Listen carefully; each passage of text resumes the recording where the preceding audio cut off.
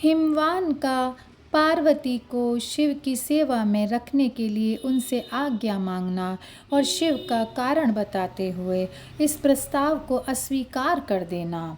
ब्रह्मा जी कहते हैं, नारद, तदनंतर शैलराज हिमालय उत्तम फल फूल लेकर अपनी पुत्री के साथ हर्षपूर्वक भगवान हर के समीप गए। वहां जाकर उन्होंने ध्यान परायण त्रिलोकीनाथ शिव को प्रणाम किया और अपनी अद्भुत कन्या काली को हृदय से उनकी सेवा में अर्पित कर दिया।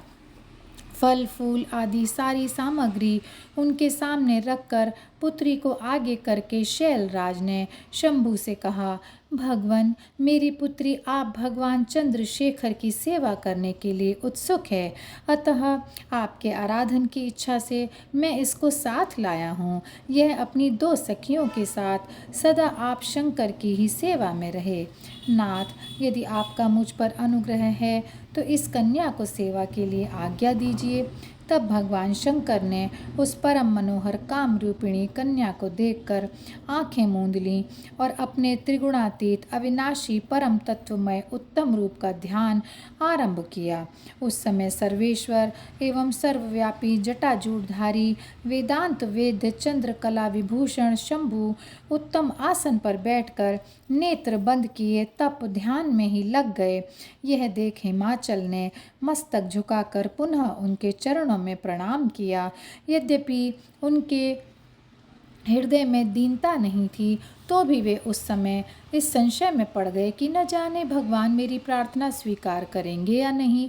वक्ताओं में श्रेष्ठ गिरिराज हिमवान ने जगत के एकमात्र बंधु भगवान शिव से इस प्रकार कहा। हिमालय बोले, देवदेव, महादेव, करुणाकर, हे शंकर, हे विभो, मैं आपकी शरण में आया हूँ। आंखें खोलकर मेरी ओर देखिए। शिव, सर्व महेशान, जगत को आनंद प्रदान करने वाले हे प्रभो, हे महादेव, आप संपूर्ण आपत्तियों का निवारण करने वाले हैं। मैं आपको प्रणाम करता हूँ। हे स्वामिन, हे प्रभो, मैं अपनी इस पुत्री के साथ प्रतिदिन आपका दर्शन करने के लिए आऊँगा, इसके लिए आदेश दीजिए। उनकी यह बात सुनकर देवदेव महेश्वर ने आंखें खोलकर ध्यान छोड़ दिया और कुछ सोच विचार कर कहा। महेश्वर बोले, गिरिराज, तुम अपनी इस कुमारी कन्या को घर में रखकर ही नित्य मेरे दर्शन को आ सकते हो, अन्यथा मेरा दर्शन नहीं हो सकता। महेश्वर की ऐसी बात सुनकर शिवा के पिता हिमवान मस्तक झुकाकर उन भगवान शिव से बोले, प्रभो, यह तो बताइए किस कारण से मैं इस कन्या के साथ आपके दर्शन के लिए नहीं आ सकता? क्या वह आपकी सेवा के लिए योग्य नहीं है? फिर इसे नहीं लाने का क्या कारण है? यह मेरी समझ में नहीं आता। यह सुनकर भगवान वृषभध्वज शंभु हंसने लगे और विशेषतः दुष्ट योगियों को लोकाचार का दर्शन कराते हुए वे हिमालय से बोले, शैलराज, यह कुमारी सुंदर कटि प्रदेश से सुशोभित, तनवंगी, चंद्रमुखी और शुभ लक्षणों से संपन्न है, इसीलिए इसे मेरे समीप तुम्हें नहीं लाना चाहिए। इसके लिए मैं तुम्हें बारंबार रोकता हूँ। वेद के पारंगत विद्वानों ने नारी को माया रूपिणी कहा है।